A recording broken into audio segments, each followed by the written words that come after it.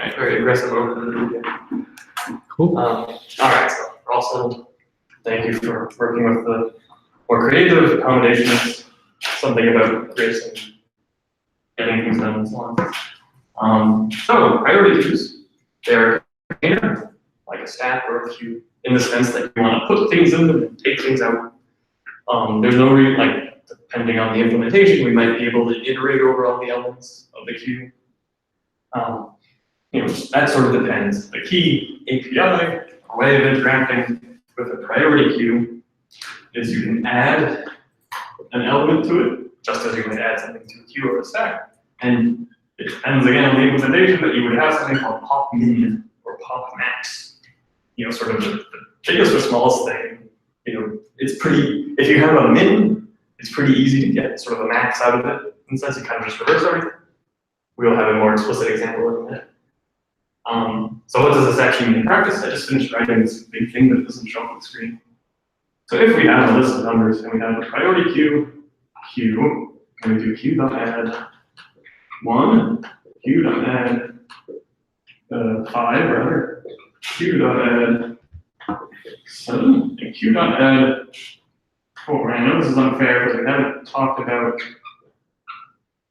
an actual implementation, but just getting oriented.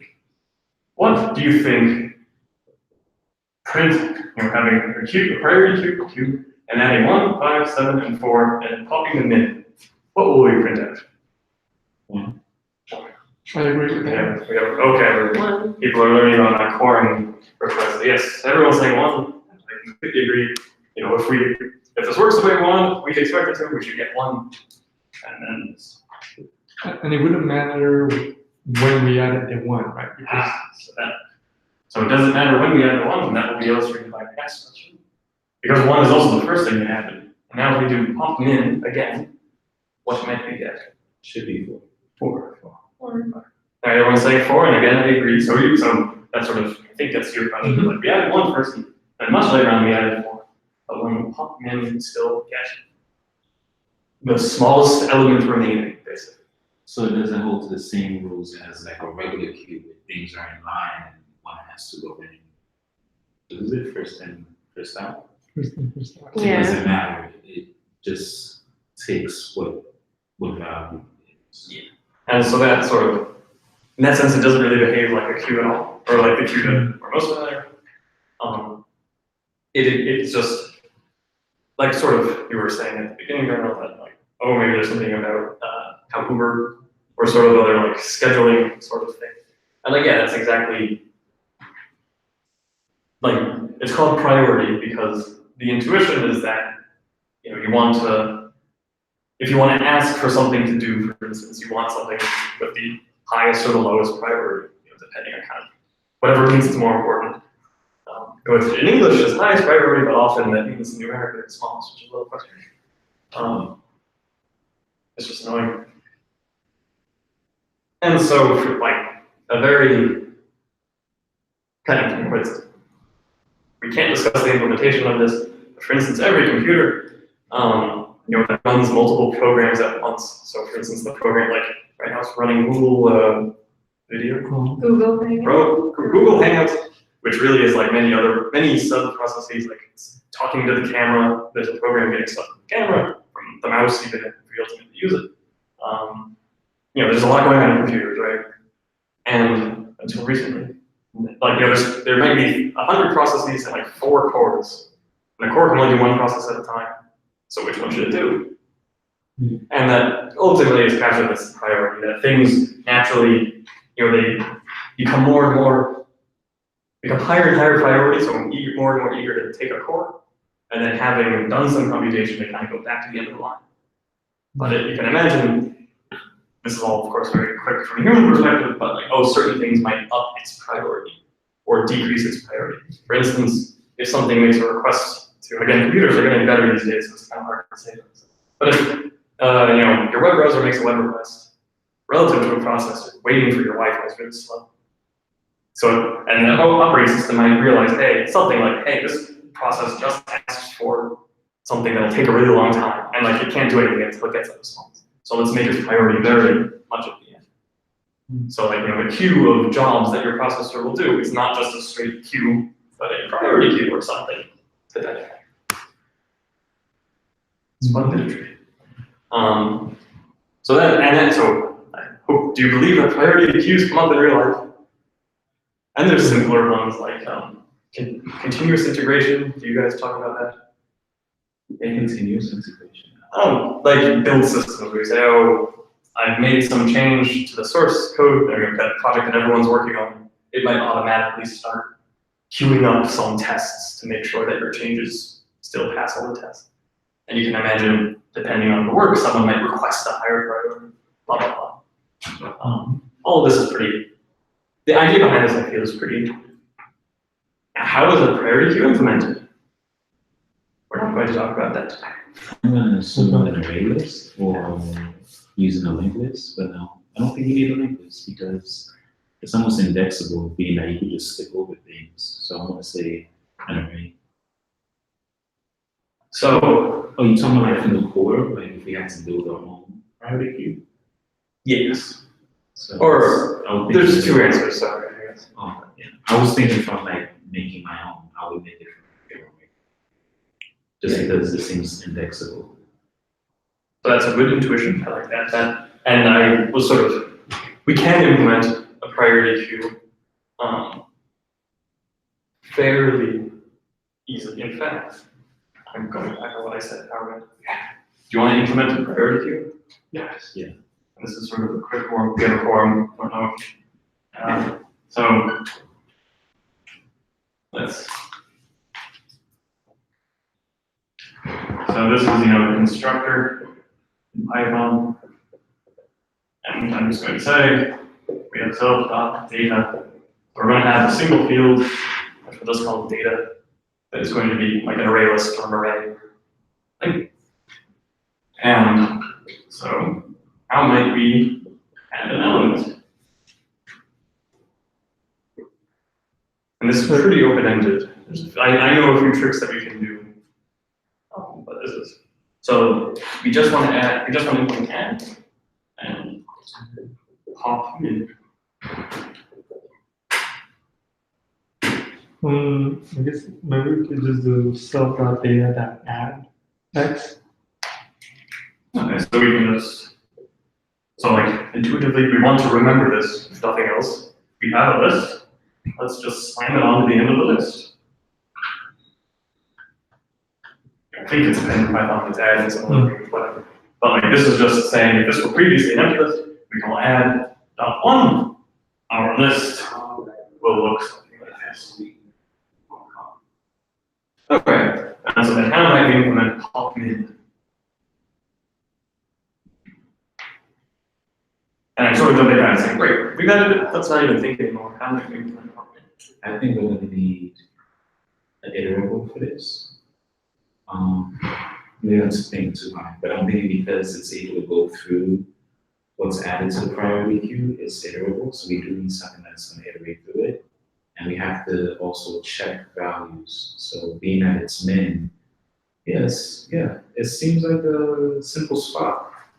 Not a swap, but we're just going to be checking values. So while we're iterating through it, we're going to say value at index 0 is equal to min, and then check the next value at index 0 plus 1. And then once we go through it, we understand which value is.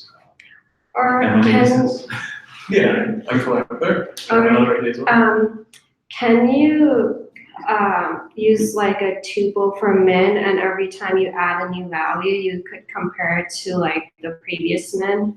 So this way you can always like have access to that. So you're thinking, like when you're appending. So we have a self.cur min, current min is not. Yeah. And then we add, we say, well, self.cur min equals min of self.cur min x. So that is, and there's a few there's a one of the classic stack interview questions is basically sort of having min stack in a sense where you have a stack as you'd expect, but it also supports, like, tell me the minimum element in the stack. And this is always the approach people think, and I did this as well, I'm like, oh, let's just remember the problem. And this approach, yeah, we can extend this in a way that works nicely. But unfortunately, like as it is right now, if we pop min, we'd say, great, we can do return. Oh, I see. Yeah. Yeah, I And so what would see. happen next with this idea? I think it would probably crash since min would be nil or. Or well, all right, so there is that challenge, but the issue is also that, okay, and this is implicit, I guess, in the name pop, but like we want to remove this element from the list. And so there's the two challenges are, we need to now remove this from our container. And that also suggests there is a new current minimum. Oh, I see. So There's it's no reason we can't compute it, but okay. Yeah. but there is definitely the idea of, let's just not just like let's maintain a helper data structure that helps us with what we want. Is a good tool to keep in your toolbox, but also tricky. So So let's not even overthink. Not overthink, but let's try not to do anything at all clever. So Right now, so I'm just going to comment. This is commenting in the. Okay.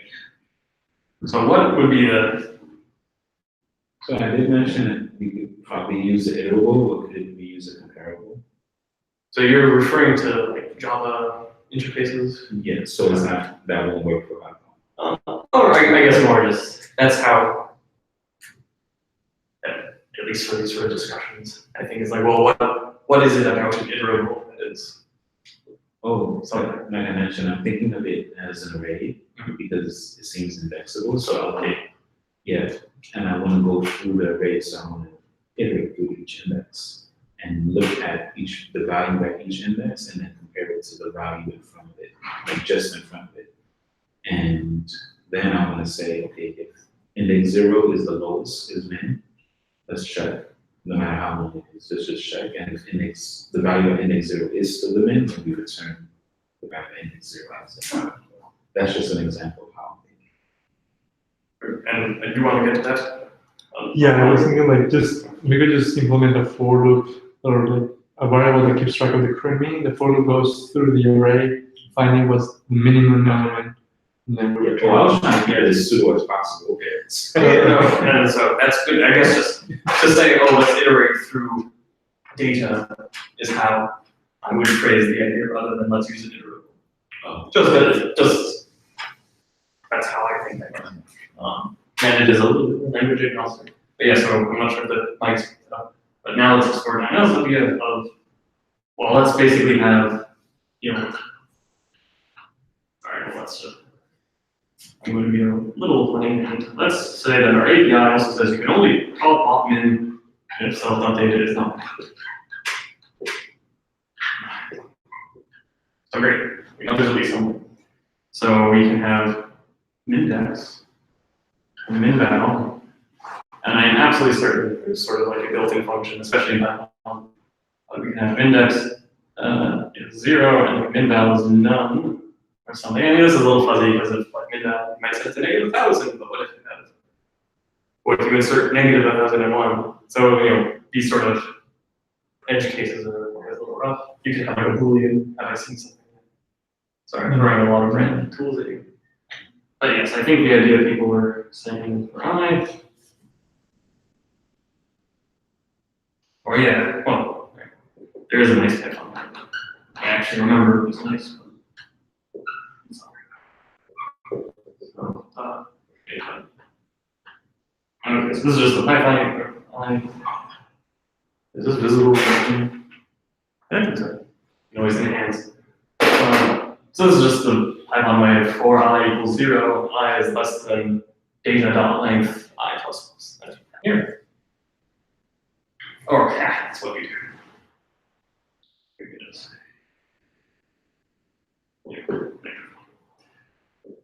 If index equals -1,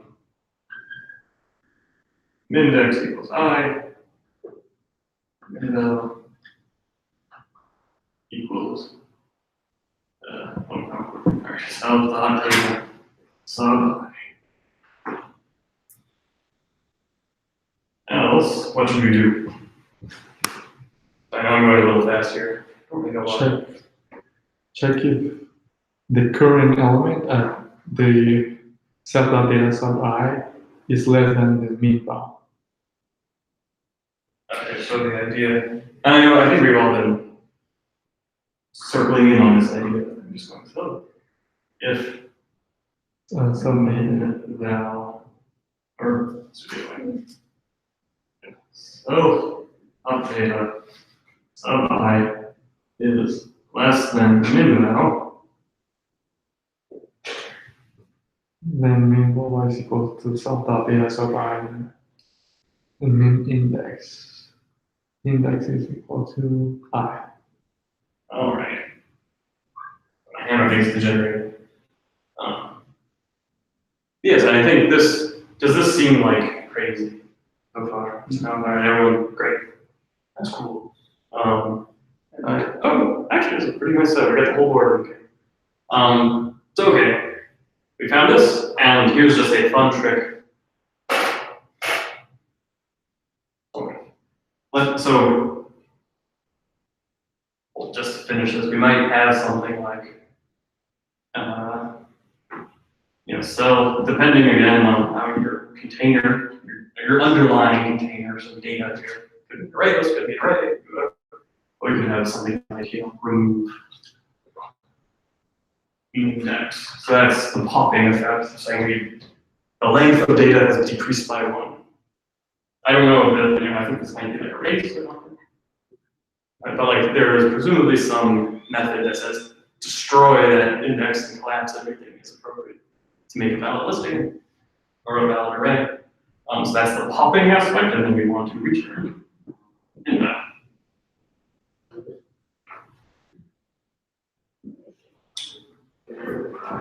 And so, how do we feel about limitations? Makes sense. Right. Yeah. One trick I'll mention, in case if you've written this and then the interviewer says, how can you make it faster? This is usually a pretty expensive thing. Because what's the problem about it is that if you have a really big array and you're removing this element, okay, this was index I. We still want index I to be invalidated, so that's why we slide everything back. So if we remove this element, that implies that basically we have to copy this whole chunk down a bit. And sometimes, maybe every once in a while, that is really just what you have to do. So they can't be an empty index. It's more like just the way, if this is implemented as an array list, I think, certainly an array and like a similar structure in C++, just the way the underlying data has to be maintained. When you do A sub I, if you do some sort of deletion thing and you want to do A sub I again, the assumption is that this would then access, you delete A sub I. The assumption is that the next time you do A sub I, it's sort of the later element that gets slid down. And just how do you make that happen? And the data structure, but usually it's sort of this expensive compound. So maybe I was thinking that I think the way that I implemented a queue was with linked list, and I was kind of thinking the same for this. Would that be a more optimal implementation? So that could definitely help with this idea because with a linked list, Just you all may recall that then it might be doubly linked to whatever. But yeah, to delete an element, we just have the arrows skew over each other and ignore the one. So deletion doesn't have it as an option. And that's just some of the trade-offs. So that'll work here. But another idea, the thing is, linked lists are still just really slow. Searching. Yeah. So quick. Oh yeah. Yeah, sorry. This is what happens. wish we had to so anyway, this is it's on camera actually. No one will this will be immortal forever. A fun little trick is, and this is sort of from the, if we look at this for a minute, we say, we don't actually really care. Here we happen to be appending the elements in order as they are added. Not in sorted order, but just as we see them. But we don't really care. Like we can just kind of break that on every line. So a trick is you would have the swap self data sub I and self data -1, which is a shorthand to say the last element. So this is self.data.length -1. So the effect of that is, this is the fellow we want to remove, and this just happens to be the last element. We swap, let's actually, this is a square. We swap them, so now there's a square here and a circle here. We haven't removed anything yet. But then, usually, if your data structure is implemented like this, you would have something like self, data, and using pop back or something like that. Nothing to do with this other than that. Internally, it's just, it doesn't even change memory, but it just says, okay, I'm going to pretend I don't have this element. Is that a Python method? Pop back? Yeah. I sort of made that, I'm sure there's something. So we have remove last, I guess. Yeah, So, there. yeah. We have the pop on JavaScript removes the last one. Yeah, so I mean, I guess, I don't know how they really implemented it all, but this is a pretty, I didn't come up with this. This is a pretty sort of, standard-ish trick of, you can only use it when you don't care about the order. You're welcome to take pictures. I'll point out that I guess not the same quality, but this is a creaky chair. So anyways, here's an interesting question. A rhetorical question to get more oriented with priorities. Hey, here's an algorithm. And I'm just going to call it foo for now. I'm going to take an array. I'm going to make a priority queue. I'm going to do for I. I'm going to do for x in A. So for every element, q dot add A. All right, so we didn't have this method, but you can imagine, while not q dot empty. So that'll be an exercise for everyone at home. How do you, we don't have to do this there somewhere. Print q dot hop. So what will this do?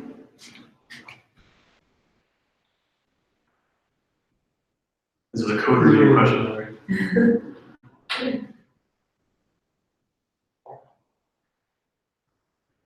I think this will empty the queue since the whatever.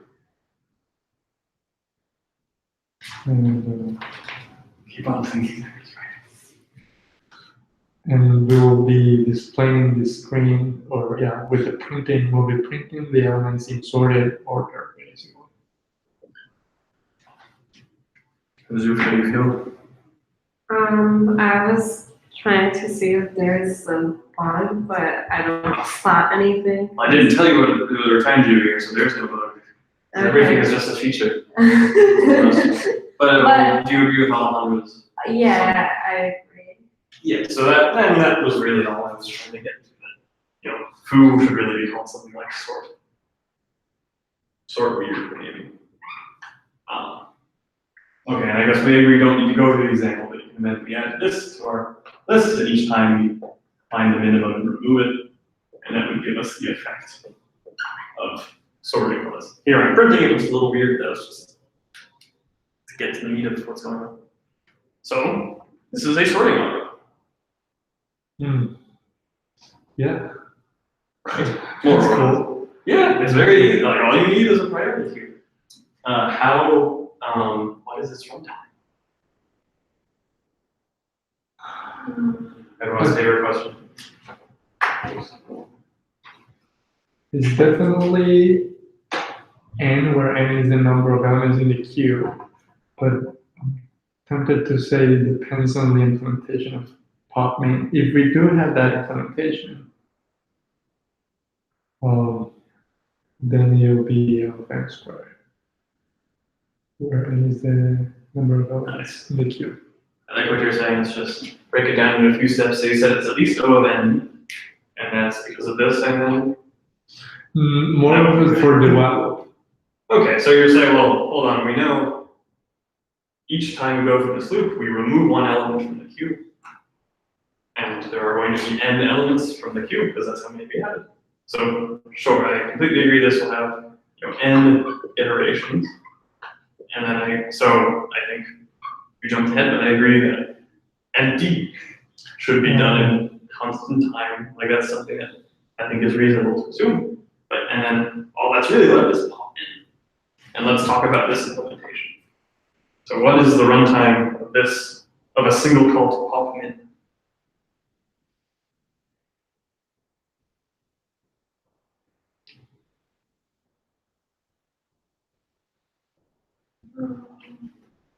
How many iterations will we have in that for? Whatever the length of the array is. So I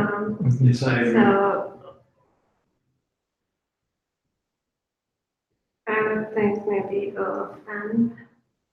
Yeah, so the first time, so let's go make sure that here for I in range of length of stuff. Okay, so this for loop should run for proportional to the length of the data, and we can look carefully here and say, okay, this statement, these are sort of simple statements. So yes, it's O of n steps for this loop. And then here is sort of the end, it's the suffix of the function. This is outside of the loop, and we see, okay, this should also basically be constant. Yes, let's see, think about this. When it's the first time we call pop in is after we've added everything to the queue.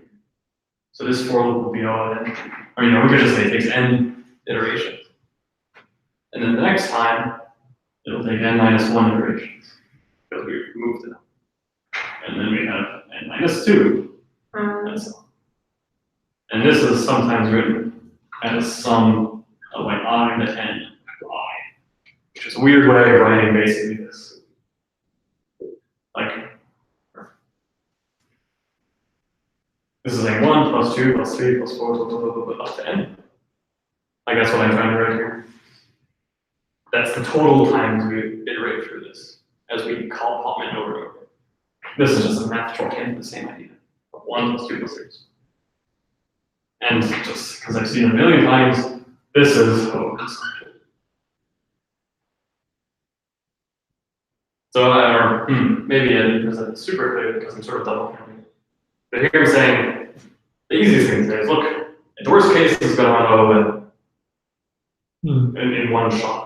Like the first iteration is going to take, or the first time we call pop in our algorithm, it'll take O of n time. And then after that, it's only going to get easier.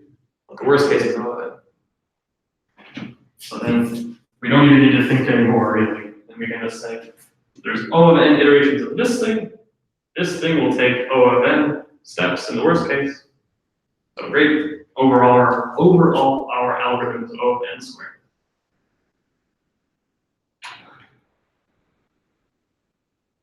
Is that a shock? Wait, Yeah, I was sort of double counting when I was talking about this. I'm gonna have to turn this around. how did you get to O of n squared again? Yeah. So I'll just go through. This is how I would approach it. Sorry. Okay, length of A is n. Like that's just sort of the vocabulary. Then okay, this for loop, we're just adding everything.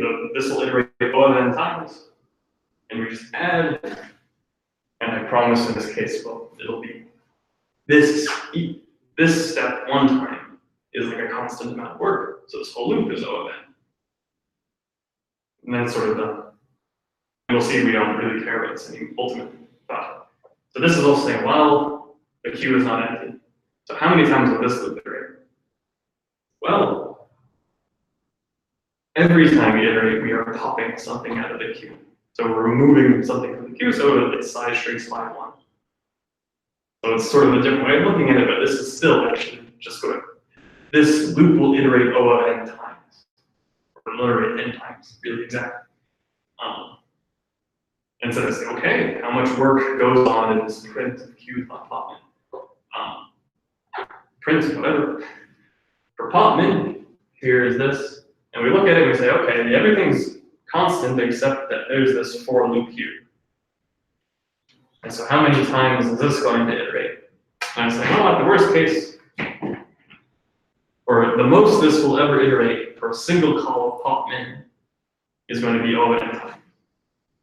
That's just to capture the idea that we have to check whatever is left in the data. So the first time we call pop min, everything's in it, and we can move on.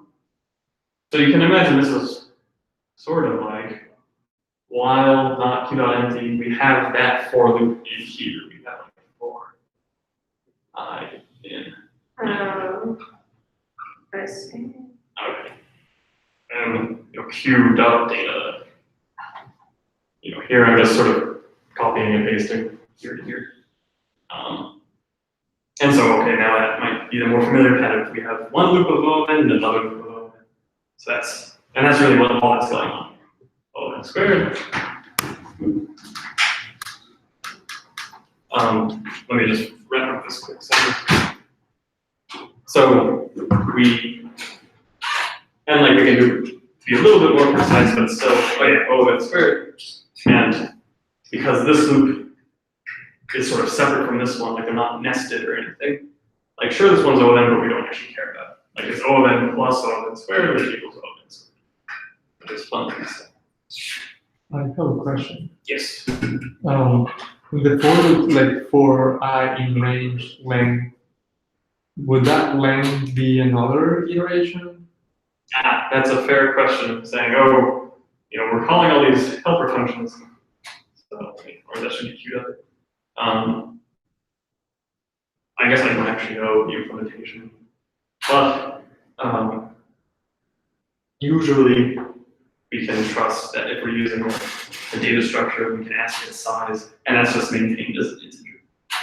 I mean, that's sort of the same, way back when we had the same idea, oh, let's keep a curve in. Like we get self.size equals 0. We add 1, self.size plus plus, we pop 1, self.size minus 1. And so I imagine there's, I'm just checking my memory.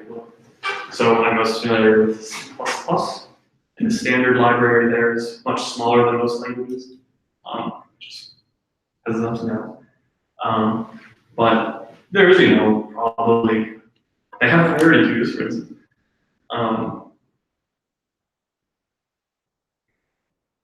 But I would say there's maybe at least a dozen data structures, like very complicated, like binary search trees and hash tables and all that. And there's exactly one that does not have a constant time size. And it's exactly the one that says we will do absolutely nothing extra for you. It's sort of a very bare bones data structure. Yeah, I'm aware that in JavaScript we have like array.length, and that is constant time. Yeah, so it does look like a function, which seems a little weird, but really it's just reading a field of the list. Okay. Probably, I don't know how it actually works, but that's how they do it. So we have done, let's see. Okay, all right, so I'm going to wrap this up a little bit. So we've implemented a priority queue, and we've realized that with this algorithm, where we simply add things into the queue, and then keep on removing the minimum one, we can sort. And this sorting algorithm is quadratic, it's O of n squared, which is not, we know last week, we talked about sorting in n log n time, which is a lot better than this, but O of n squared isn't too crazy. However, and Andrew correctly identified, or had the insight that it all really depends on pop min, on how quickly we can pop min. And actually, there is a way which we won't cover today, and that's what I meant by saying we won't implement a priority queue today. So the right way of doing this is by building something called a heap. Heap is a word that is used in many different ways. In this case, a heap is simply a binary heap. Is a tree where, so 3, 1, 5. This is a binary search tree, right? I'm being a little funny here about that because that idea is this is a tree where the node, each node has like a value, and any node that is left, any left child is smaller than the root, any right child is bigger. A heap is a slightly different data structure where both children are, well, in this case, we'll have both children be bigger. So we have 1, 3, 5. I've heard of a min heap. Would that be? Yeah, so this is a min heap. Versus a min heap is where the parent is smaller than its children. And I might be getting this backwards, but again, min and max are very, two sides of the same coin. But a min heap is that a parent is smaller than either of its children, or equivalent, both of its children are bigger than the parent. And the max heap's the other way around, where we might have each parent, or the parent must be bigger than both of its children. So it's similar to a binary search tree. We care about whether a parent is bigger or smaller than its children, but it's just a different rule. Do they always have 2 children too? No. Or like as in, I think there's extra smarts about making sure it's sort of even, like it's sort of a well-balanced tree. To be honest, the memories are a little fuzzy. I didn't have time. But like, just to be silly, I guess this is also a min heap. This is a max heap. And without going into the implementation, we just have this back. What we can do is we can build a heap given an array, and this is a tricky algorithm. Given an array, you can turn it into a heap in linear time. So it's just it's obviously not the same, but just as we added things into our priority queue here in linear time, it's a little different, but we can build sort of a heap structure out of an array in linear time. And once you have a heap, instead of pop min, so pop min is basically O of n in this way. But with a heap, you can implement pop min in, let me just add it here, heap based pop min O of log n time. So again, I won't go over the implementation, but the punchline there, and so just to evoke the idea, it's not quite this simple. Here's a big old heap. Here's the minimum value. We want to pop min. Here's the minimum value. It's always the minimal. If you think about the invariant, the rule that the parent must be smaller than its children, if you try to build a heap out of any array, you'll always end up with the smallest element at the top. So if you want to pop them in, there it is. That's constant time. The log n stuff comes, you have to figure out, well, it's going to be either this one or this one, and then you have to rejigger the tree. You get something like 5, something like that. You'll note that here, 3 and 5 have 4 subtrees, but here we have 3 subtrees, so we got to do some homework. That's just where the logging is. And there's a lot of it's not, like if you look at an implementation, it's not like a huge amount of code, it's just sort of really weird what's going on, roughly. So that's just to evoke the idea that actually you can have a priority queue, so 2 things. You can have a priority queue where you can build it very quickly, like you can just dump all the items into it, and then you can immediately start popping min, each pop min taking a log n time. So that's the tool in your toolbox. What you said about you could create a heap from an array in linear time that will complete this sorting algorithm being n log n. Is that correct? It's that pop min goes from linear to logarithmic. Oh, I see. Yeah. So we would be left with O of n, plus, and being a little, this is not really valid, but O of n iterations times O of log n iterations. It's not valid, man. It gets the idea across. And with that, this is heap sort. Do you call it heap sort? Yes, which is typically the third n log n algorithm for sorting that we Oh. use. So this is the dumb part. It's this that does all the smarts that we haven't implemented. Not dumb, but like this is the part that makes sense. This is the part that doesn't make sense. It's a little fun.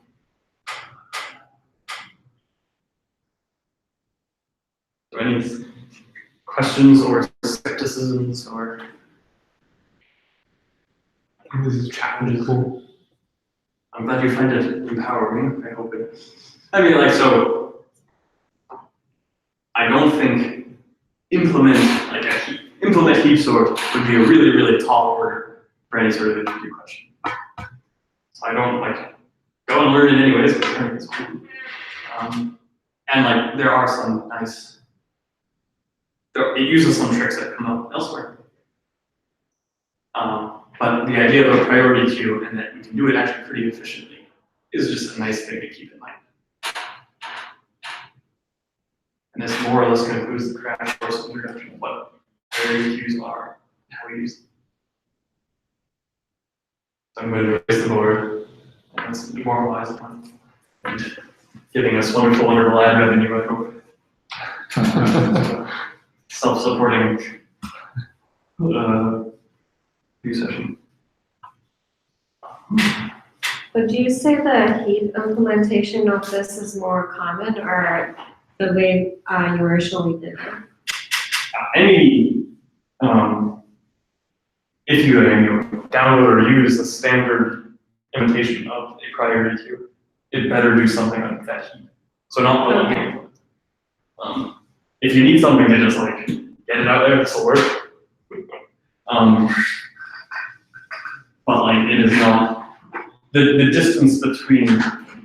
So we're talking the distance between like an O of n pop min versus an O of log n pop min. Like that's really big. Yeah. Where like if someone says I want to implement this helpful data structure, like it's always going to be worth. I can show some counters, but it's always worth putting in the extra effort to get log n. If the alternative is I never want to say all things, but like that one's pretty. It'll take a lot to convince me to not do it. So I'm happy to hold off a minute, or we can jump into some real questions. Sort of stopped posting them on Slack because I don't think many people forget, which is fine. Yeah, okay, that's good. All right, this one, I will provide motivation after we go through the question. So, this is a real question from a real website, Heap Code. We have, as one does, we have a collection of rocks. And each rock has a positive integer weight. So we have numbers. So you can imagine we have numbers like 2, I'm erasing and writing this list. Not the same one. So 2, 5, 4, 3. So this is a rock with 2 pounds or whatever, and 5 pounds in form. And what we're going to do is we're going to do the following process, which is to take the 2 heaviest rocks we can find. So what are the 2 heaviest rocks here? 5 and 8. 5 and 8, and we smash them together. And when we smash them, or in fact, I got rid of the 4. We smash 5 and 8, and we're left with 3. In the sense that we subtract, you can imagine they're like canceling each other out. So we subtract the smaller from the larger, so 8 minus 5 equals 3. And that is our remaining rock. So those two rocks became one, and that's the bio 3. Yeah, so it's I'm not suggesting we do this exact transformation, but you can imagine that the resulting list would look like this. We've destroyed the 5 and the 8, and we're left with an extra 3. And then we simply do this over and over again.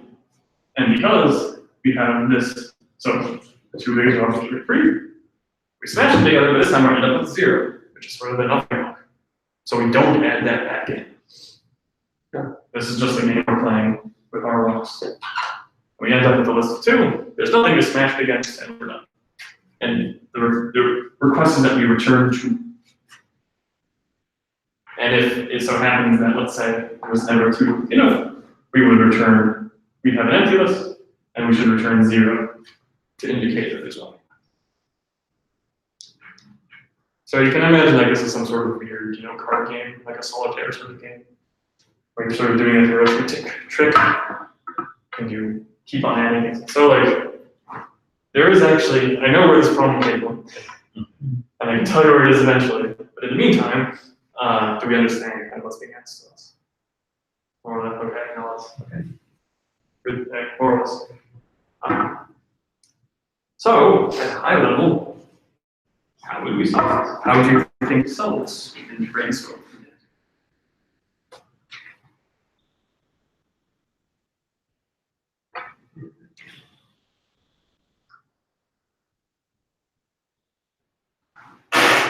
So since we just saw a priority queue, we could have a priority queue that instead of popping min, pops max. Maybe pop 2 times to get the 2 largest elements and combine them. This is, so, I don't know, can I expect that up just to repeat it so we can all hear? Saying, well, we don't want the min values, we want the max values, but that still seems awfully priority queue-ish. We can build a priority queue and pop not just 1 minimum or maximum value, but 2 maximum values, and then do this thing it wants to do. Correct. Is that, how do people feel about that?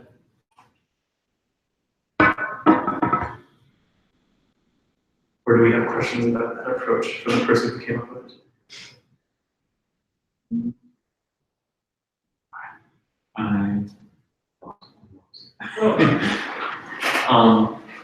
So It's my fault, I okay.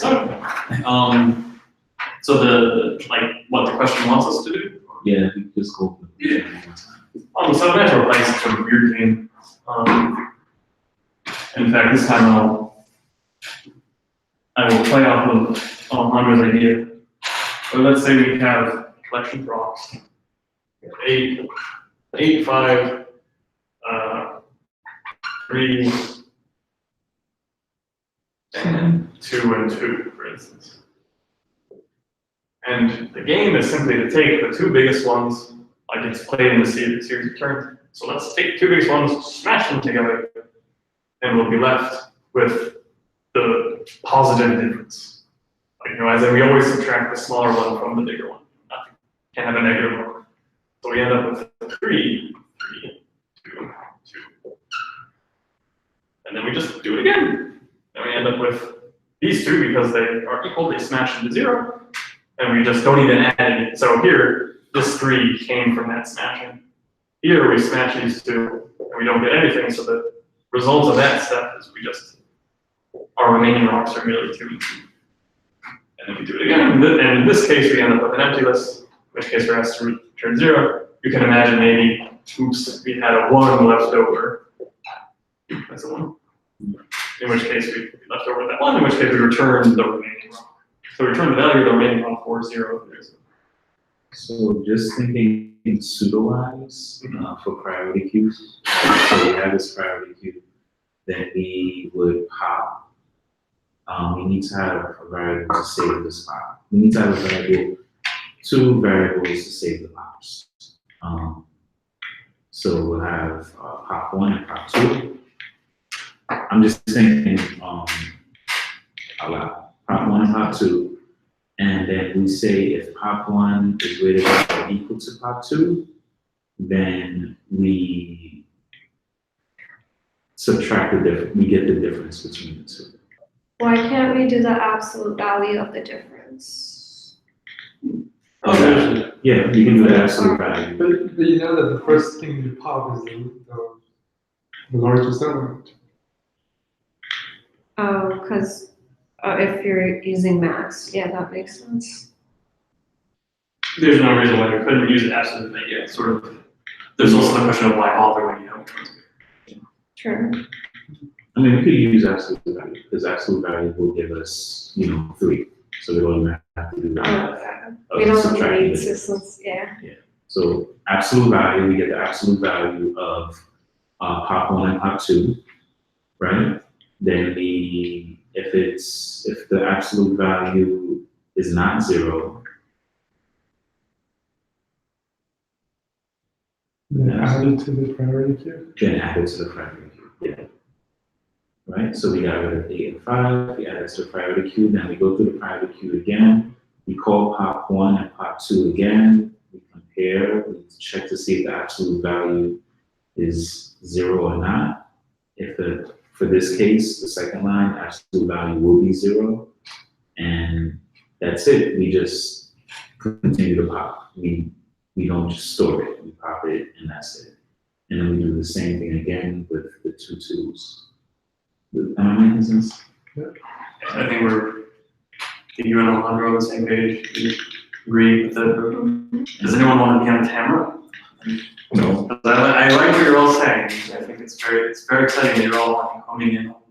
That's what I did, so I think that's the answer. She had the good idea of the absolute value, so we didn't have to do subtraction. So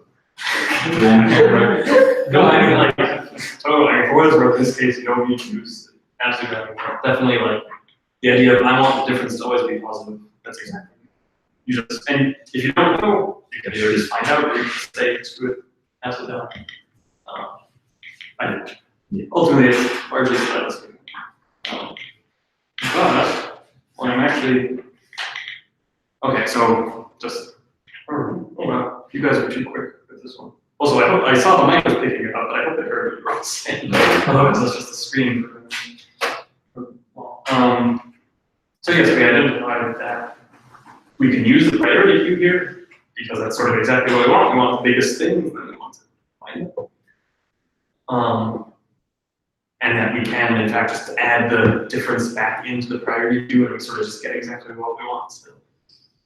And then at the very beginning, it's like, well, we've been talking about a min priority queue, and here we want a max priority queue, which we can ideally, you can do whatever you like, or as in the library will give you whatever you want. But in this case, the way I did it is let's make a min priority queue into a max. But yeah, I think more or less got the approach, so I can write out the code, unless if someone else wants to. I'll give it a try. Okay, you are. It's fitting. You get to be on camera. Okay, so am I writing a function that takes in an array? Oh, sure. Sorry. Let me give you that. That was given to me as well. Yeah. Last stone weight. And I know I do the Python thing. I'm sure any syntax that you are comfortable with will. And so this is an array of integers, or an array list of integers. Okay, so I guess the first thing will be to build the priority queue out of the array. And So you can make up stuff. so let's see what I think we could do something like for I in range. I don't know if this code.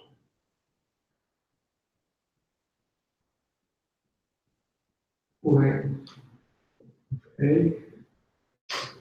Do I need to put a number in here? No, it's In Python, you doing this. I'm saying don't worry about this. Okay. I will need the priority queue made here. So let's just call it PQ. is equal to, PQ. And then in here, I'm just gonna say PQ dot, what do we call it, and or push? And Add. yeah, it's easy enough. Or it's 2 letters. So. A sub I. Okay, so that'll fill up our priority queue. Then once we have that, we can do something. We need to loop, or we need to keep doing this process until the priority queue is empty. Does that make sense? Yeah. So then, do we have a method in the priority queue that? Oh yeah, I think I started. You can make up whatever Okay. API and let So- someone else tell you if it's reasonable. Yes. Wow.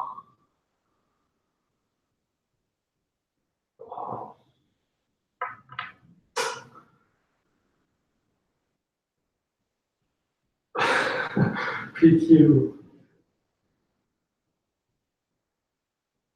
is empty. And then you're gonna say, well, it's not empty. Then,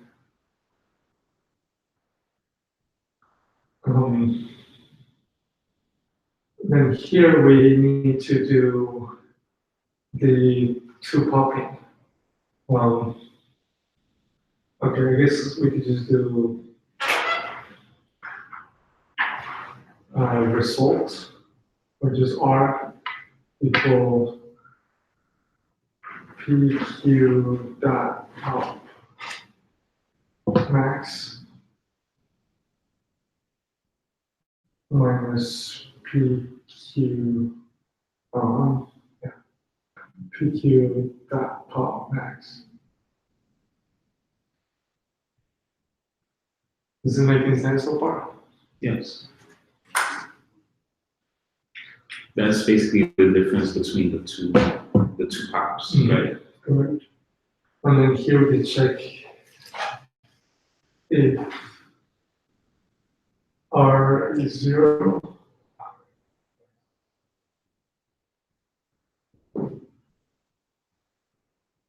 Then, if it's not 0.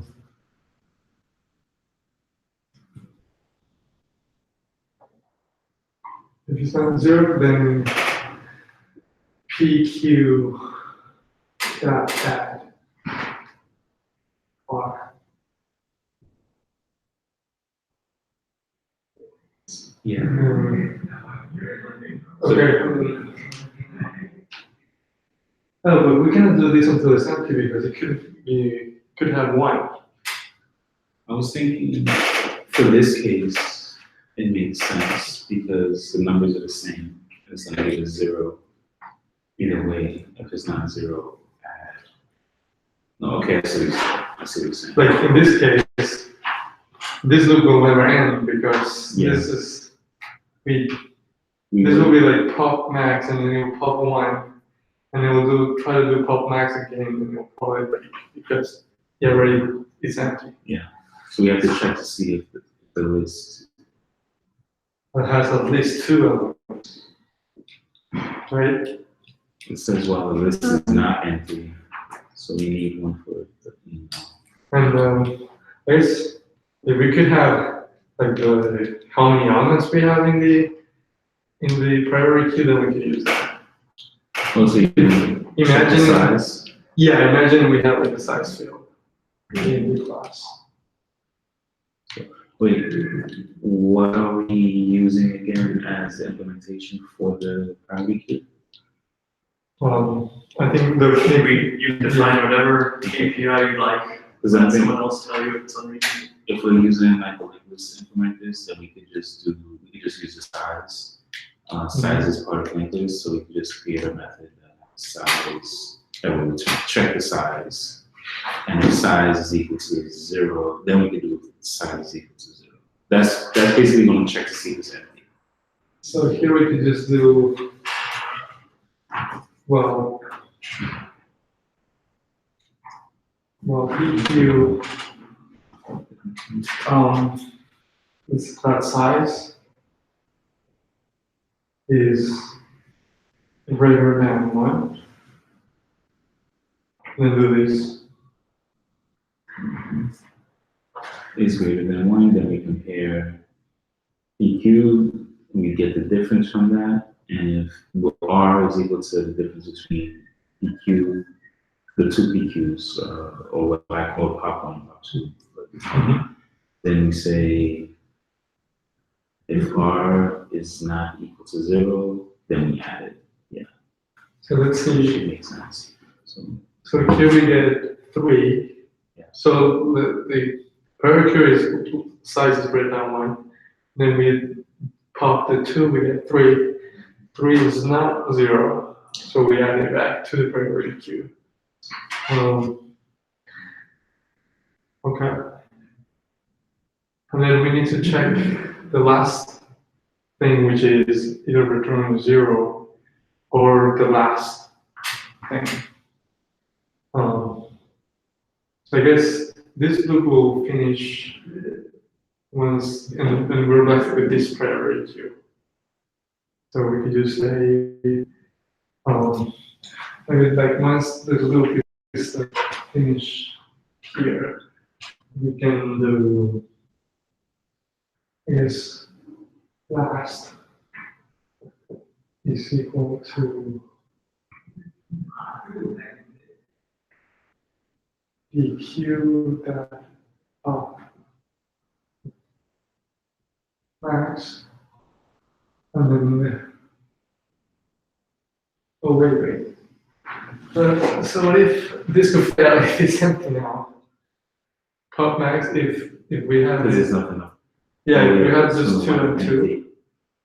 empty. If we have these 2, then we get empty, and then that will fail. So here we just check if the size is 0. Oh, I think Size is larger. What if we say if the, no. Size is greater than 1. Let's say if the size is greater than 0. okay. Right? I'm just. I'm really confused here because wait, so this is We're checking the size of the queue right now. So while the size of the queue is greater than 1, that's what we have there. so here it is greater than 1. It is So greater. we pop. Yeah. We say That gives 0. So we don't add anything. And then now the priority queue size is 1. So we don't get this while it doesn't run. And then we could do this. But then what happens in this case? The priority queue size is 2. So we go in here and then we pop these 2, get the difference.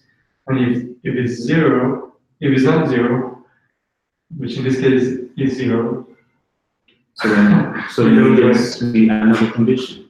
So for the if statement, for that if statement, R is not equal to 0. Yeah, we just add another condition where we look at the size of the queue and we say if the size of the queue, Like here. yeah, is Also, if PQ that size is 0, you say if the size is 0. Let me just return it. and then I don't think we need else if. I think it's just else Why can't you do it outside the while loop? outside the one. Yeah. yeah, that's a good idea. Yeah. I think we can do it outside the line. Yeah. So I guess this one will go in here. Yeah, then you just return it. If Yeah, and then else. Just return the priority queue. I don't think you would need the condition if I'm not mistaken. Oh. Or, That's nice. I think we do need the condition. wait, the return 0. The second condition, Oh, well, when I'm talking about this condition, I suggest that another condition just in case the queue is empty. This is the original condition that he had. yeah. I was sad, but I think that works. Because then, assuming we're in this step, we pop these two, the difference is Oh, 0. So we will just move to the next iteration and here we ask for the size again. And now the size is 0, which is now greater than 1. So we check here. If the size is 0, then we return 0. Otherwise, like in this case, the size is 1, yeah. and we return max, which Yeah. will be 1. I think I don't see what else we can do. Any ideas, comments? Alright, it looks fine. Alright, sure. There you go. So first of all, thank you for coming up. This was very fun to watch, and that more or less is basically the process that I think I went through as well. Implementing it. Like this is perfect, except for syntactic differences. This is basically what I did. For my own. Maybe there is a better way. I don't know. I definitely like yes, like including like oh yeah, let's keep that sort of. Let's keep the loop where it goes until the priority queue is either 0 or 1 size, and then deal with the two kind of end cases outside the loop. So I like that. In terms of code review, so yay, this is a, or I guess, so you guys came up with this, so I guess you don't have any more questions about it. I'm somewhat at a loss. Just your feedback. Yeah. I'm thinking about so the time complexity of this then will depend on the implementation of the priority queue, which assuming it's a good implementation will be a heap. Yeah, so like this one, I think it takes nlog a few code reviewy things.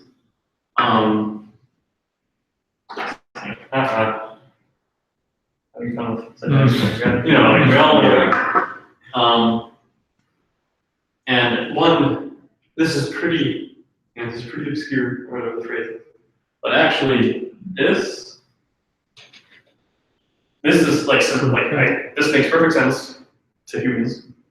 What is unusual is that in some languages, and I know this because C++ just went through this whole process saying, Might evaluate the right first. yeah, basically, you know, if you have like 5 minus 3, there isn't too much that the compiler or the interpreter can do with that.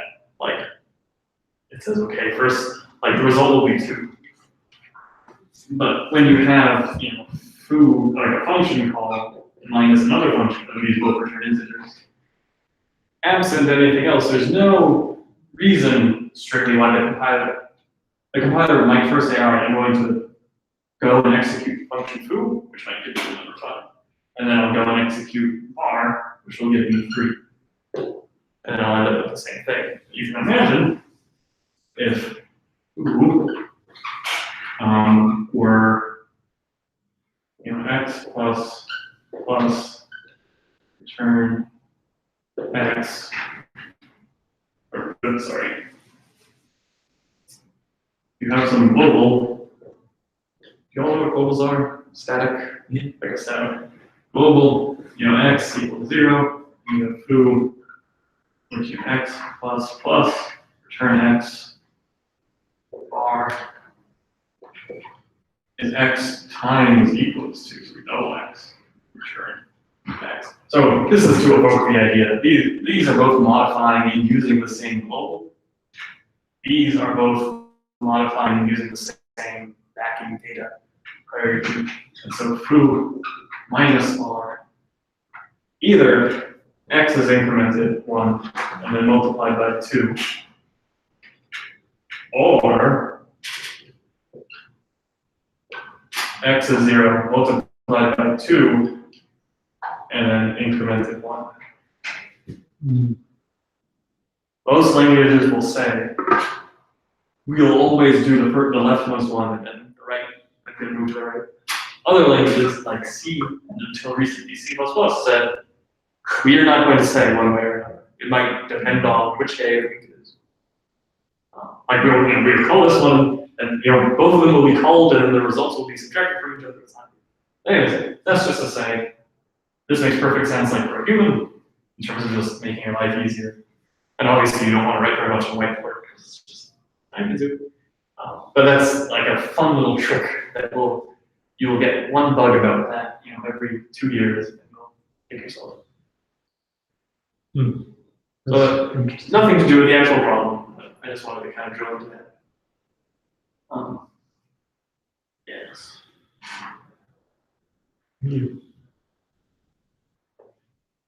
And let's, yes, you're waiting for me to.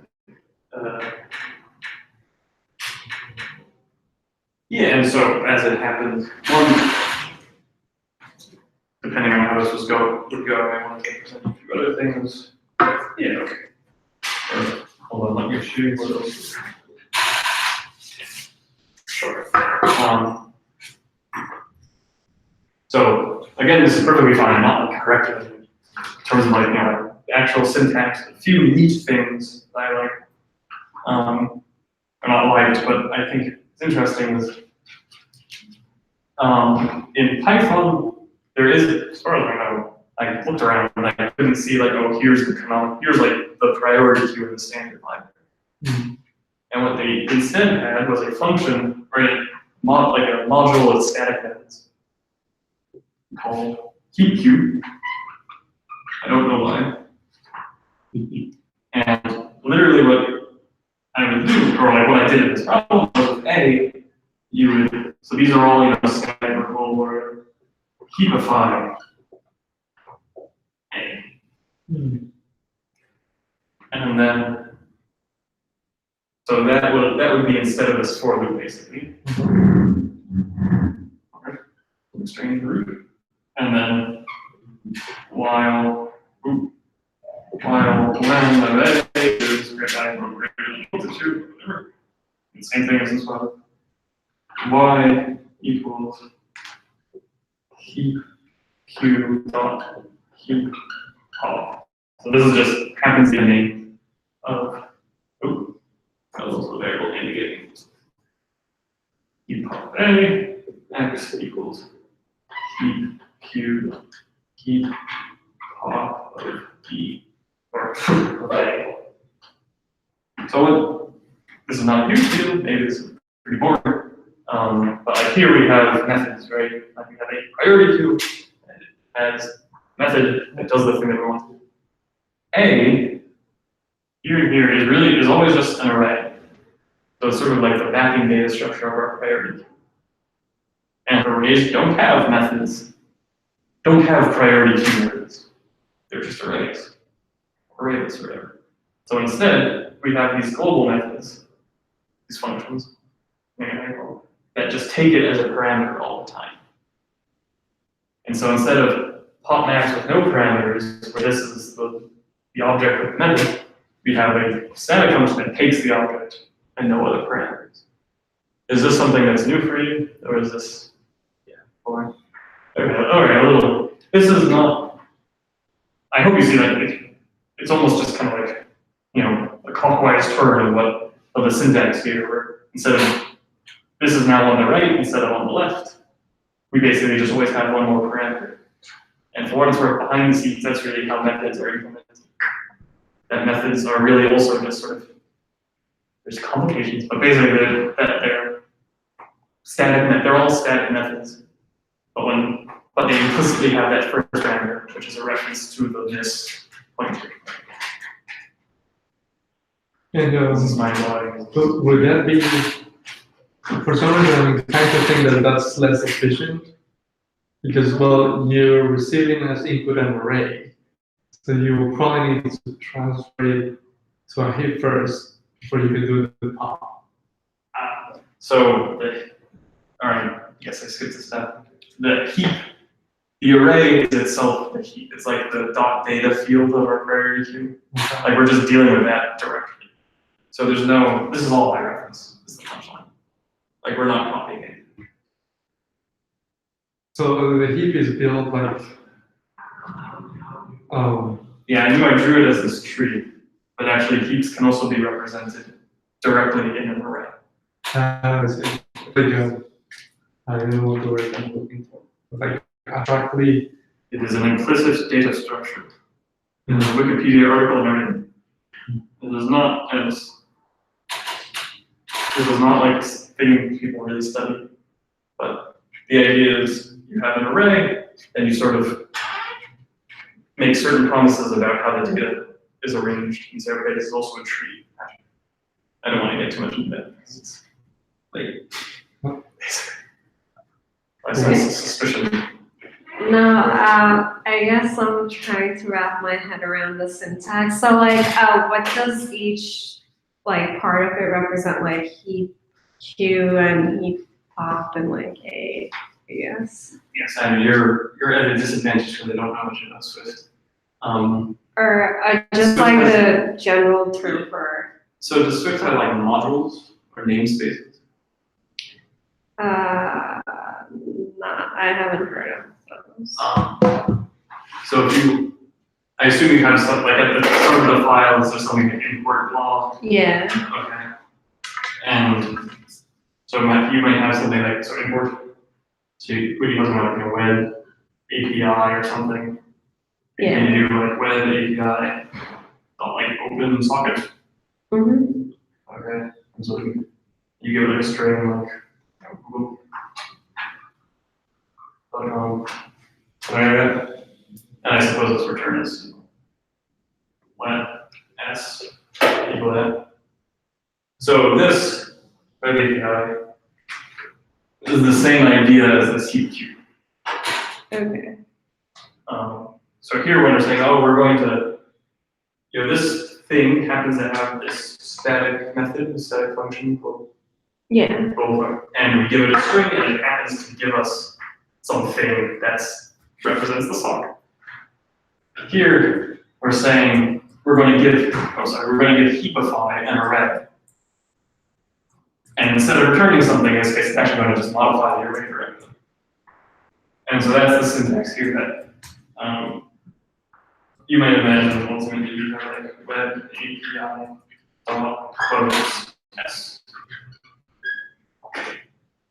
Is that like, are you just nodding or is that like? Nah. Okay, so like close, like the whole idea is you don't have to worry about what it does, but presumably it kind of messes around with S to kind of clean up the resources that it's taking. And so so that means you're done with S. Here we're not done with it, but you can imagine each pop is sort of saying, well, I'm going to mess around with A, with the result that A now has popped one element, and I will return that element. And this is all functionally not too different from this method. It's just sort of the syntax is used to it. Okay. Does that give a bit more structure with that? Yeah. You're still suspicious. Well, I mean, like, I say suspicious as sort of Yeah. but like, it's the, computer science is fun because there's always one more level deeper you can go. And so if two things in your head aren't clicking together, it might be like, oh, one level deeper. We'll clarify with that. Don't be afraid. I haven't implemented this. I'm looking up queues in Java. I tried to warn everyone, they're like, They use them comparable.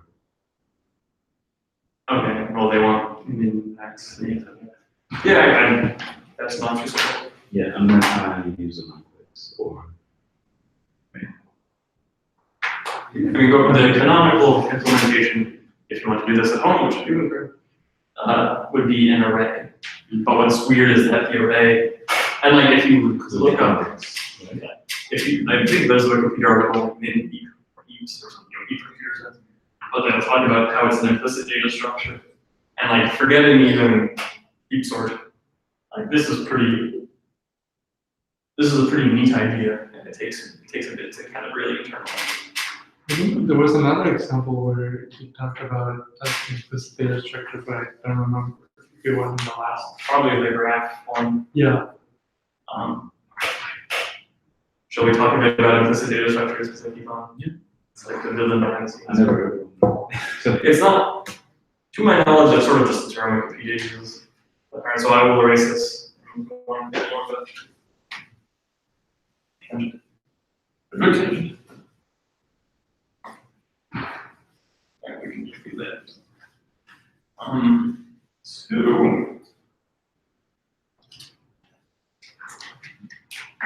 how many times have I written this now? Like that, tree, oh, that's not right, plant tree. And, so this should all be familiar. I'm setting the stage for context. A tree has some value, B, and it might have a left child and a right child. And in a way, this is very sort of explicit, where we might have, T1 equals tree for T2 is tree of 2, and T3 is, this is just sort of syntax. Like, this is just a variable, a little tiny 2 by T2 is just a variable. And tree 7, and then we have T1 dot left equals T2, T1 dot right equals T3. And is this sort of, you all see what's happening? Right? This, graphically, we might represent this as saying T1 is 4, its left child is 2, its right child, its right child is a node that has values. Any surprises here? You're on board with your minds, good. And you might, and in a sense, this is not a scientific distinguishing thing, but we can say, oh, this is explicit because you sort of just have like this thing as a left child because it has a field called left that says this, blah, blah, blah. Just to jump right into it, I guess. Imagine an array. And this is index. And for sanity's sake, let's just start at index 1. We'll waste a bit of space, however. So I'm just writing the indices here. 1, 2, 3, 4, 5, 6, 7. And in fact, I'm going to here in a moment. Okay. So here's a bigger tree. And so here's a tree. Represent the way we expect, and now I'm going to write following.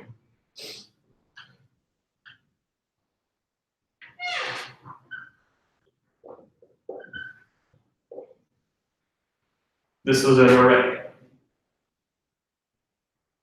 So this is an array, and it has the values 4, 2, 7, 1, 3, 5. Neat. And you're all looking at, oh, there's something similar going on here. But what I might say is, I'm going to define a function, def get left child, and it'll take, let's just call this big A. It'll take a parameter, but I mean this big A, and a node index. And this is where things get a little weird. I'm just passing an array of integers, and then a node index, let's say 2.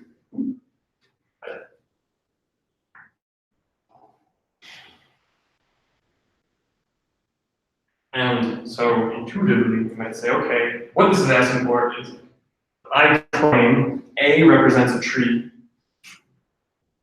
even though it's an array, but I'm going to interpret this array as a tree. And intuitively, I'm going to say each cell in the array represents a node. So here I'm talking about the index of a node, the index 2. This is a little unfortunate, but like, I'm talking about this node. And I'm going to define this function, get the left child of node with value 2 at index 2 as return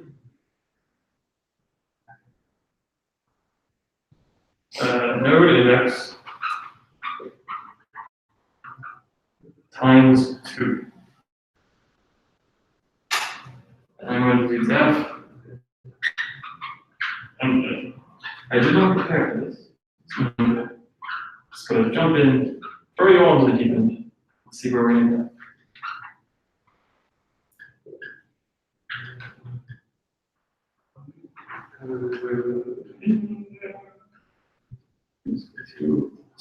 Okay. So here we just have a node index, and we don't have this explicit field left and right. But just like how we had heap pop q, that I did before, we have these functions that'll take an array and a node index and give us basically a new index. So here we're saying the left child of 2 is index 4. Just because that's what the arithmetic is telling us. 2 times 2 is 4, great. And the right child is, I hope I'm doing good.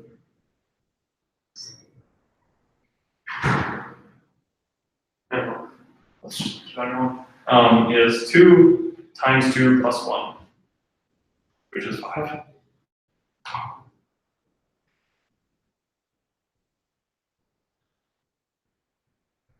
Isn't that? And so now we can fill this in with other node indices. So what's the left child of node 4? Or sorry, node index 1? 3. The left child of the node index. Oh, That's 2 2. times 2. Yes. So to be verbose, it is the node at index 2. And what is its right child? 3. No, then index 3. The node 3, the node at index 3. So that was node 1, node 2. What about the node at index 3? What is its left child? What index 4?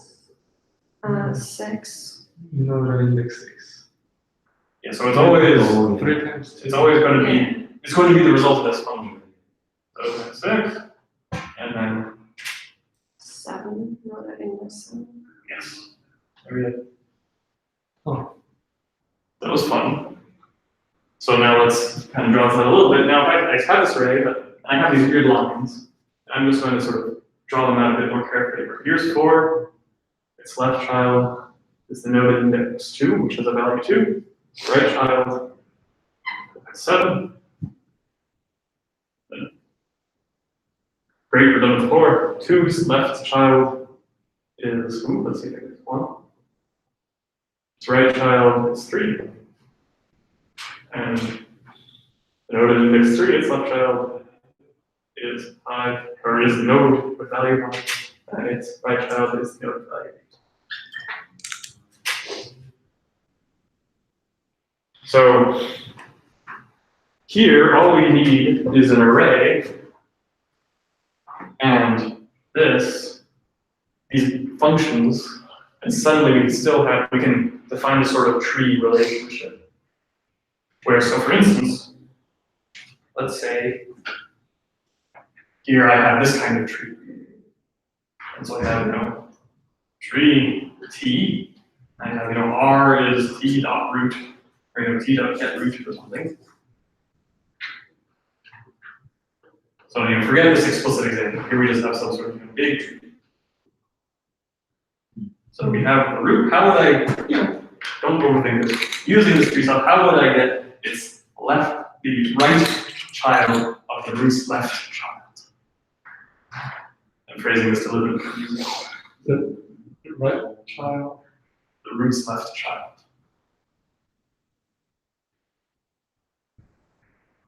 Wow. And we're doing this tree. Well, this is math, right? No, we're doing the tree. We're more comfortable with the happy tree. So Bob Ross tree. we have to call the left method first. Well, self dot left.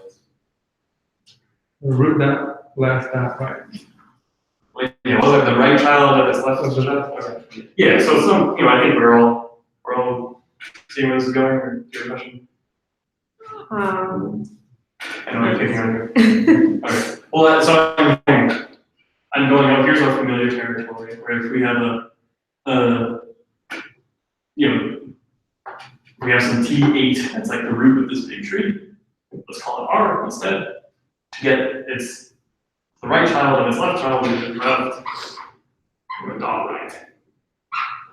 Oh, maybe I should have done it. If we want to print the value of it, R dot left, dot right, dot value. Or V, oh yeah, that. So if this is some big tree, and here is R, and we do R dot left, dot right, print the value. This should be sort of, we've seen things similar to this before. So here's a weird question. Let's say I have this array A. What is the root? How do we get the root? The root will always be at index 1. Yes, but why? That's sort of the annoying question I want to ask.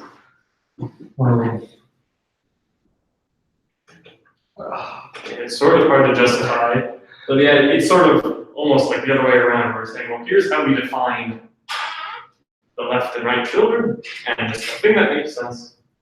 And like really, the bestest implementation will probably not be these things.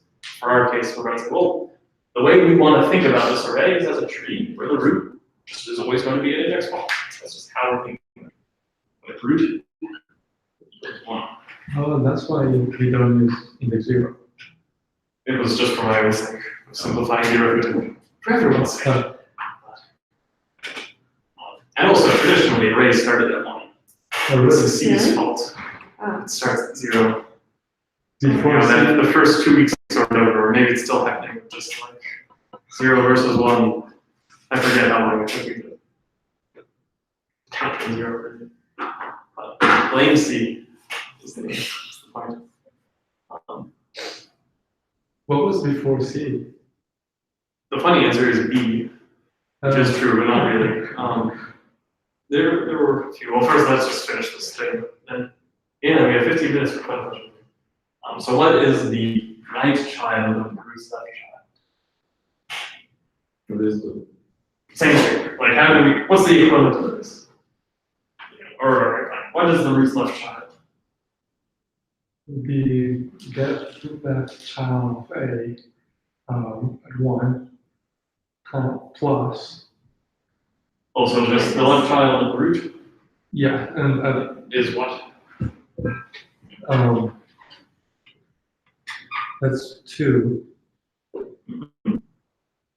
plus the get right child of 2 of So the right child of left child of root. That's a heck of a better name. So what? Now we're here. We're here. 2 times 2 plus 1, so it's at index 5. get right child to index 5. I agree. And if you trace it through, okay, here's the root, here's its left child, and then here's its right child. Right? That makes sense. Or that seems to appear, and then with this tree as well. Or I guess I tried to do a different tree. But in fact, I realized I had a red herring. We don't even need to pass the array there. And so, this is obviously contrived to find this particular node in the tree. But like, hey, we're beginning to navigate through this tree, even though it's just an array. Would that make tree traversal like linear time? Since it's all just arithmetic? Yes. I'm hesitating, I guess, because now what is the runtime of depth first search in a tree anyways? Isn't it login? I was able to use It should that be first. in the tree Where does the log n come from? because you couldn't even have. So that's searching for an element in a binary search tree. Oh, Well, it's good to remember that that's a log n thing. Is But in terms of just printing out everything in the tree, oh, I It mean, was still now- the end. yeah, ever since I've been recorded now, I'm always double second guessing myself. But yeah, I mean, you know what? You're basically adding on to a queue and then removing it from a queue or a stack, depending on yes, this is a lot easier. Don't get me wrong. Like, if you can store it in an array, it is conceptually, and I'm sure, in terms of going through a lot of data, you can't really beat just going through an array. Like if you have an array is much, or let me put it this way. You were saying how finding an element in binary search trees log n time. So you might be like, okay, I have a set of maybe 2,000 elements, and I want to do a lot of that. So let's build a binary tree, do that. Computers are so good with arrays, it's actually better just to sort the array and just sort it as often, not often, but just keep it in the array, because just keeping everything contiguous is really good. So, a tangent, not a tangent. Yes, I can't say this is an asymptotic improvement. But conceptually, yes, it is much easier. This is, going through this would be my first search in the tree, more or less. Just to give you another handhold. Don't just leave me going, convince yourself. That's basically what's happening. So we have another question. I don't know if we have quite so much time. Do you guys have, I can leave the floor open. Questions? No questions whatsoever. Okay, that's fair. I know it's a tall order, just come up with something. So really one more question? What's on the docket for next week? That's a fair point. Next week, so I guess the current cohort just finished, right? Or yeah, it was days. The daytime Okay, and the nights and weekends. are still gone. And when will they finish? In the next 3 weeks. Yeah. Oh, okay, it's much longer, like all the time. Okay, well, so I talked to Victoria about organizing this, and she said, I guess let's try to invite a lot of, we're recorded. I think. But as part of that, I'm going to try to have more, it's easy for me to say, oh, here's my grand plan. But like, hope to have like, here's right now they have stacks, which will then help with trees, which will then help with conversion, which will then help with graphs. And so, I know that a lot, I can't ask them different questions, but I know that that's stuff we've covered in different forms before. Yes.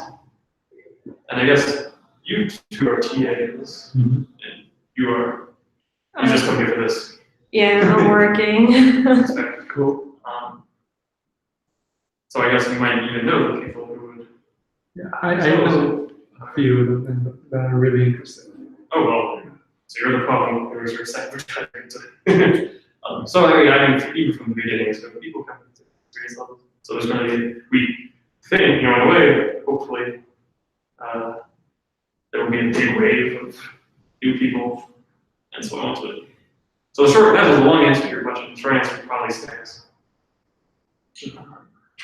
But also with the idea You're of gonna definitely need a bigger room. Oh yeah. yes, that was just like one time I walked out of the building, guys. Like I got it in those songs. so yes, that's, so snacks, and like, I'm not promising that particularly, but I would like to try to have a more sort of, Easy to do. well, that, and also like snacks, so that the next thing, like a more. Or build on top of each other. Yeah, sequence, I think. Which is like, all right, if someone misses the second level, then, I don't know. Yeah, I think that should be the approach. Disciplinary. Yes, and so all that said, I still am very happy and glad for when you all share real world questions that you get. Yes. And I'm still trying to thread the needle between like concepts and exercise questions, which I think is just always going to have to be compromised. Yeah, I think this was great. Especially this session, I think, because we saw the conceptual, the concept of a priority queue and we applied it. And so probably which I think is solidifies our knowledge. Yeah, maybe that will be helpful. I am glad you did that. I guess we can also stop the recording now. I don't know how, but I'm happy to talk more afterwards. You should just, you got the button. All right. Do I just hit the stop broadcast then? Yep.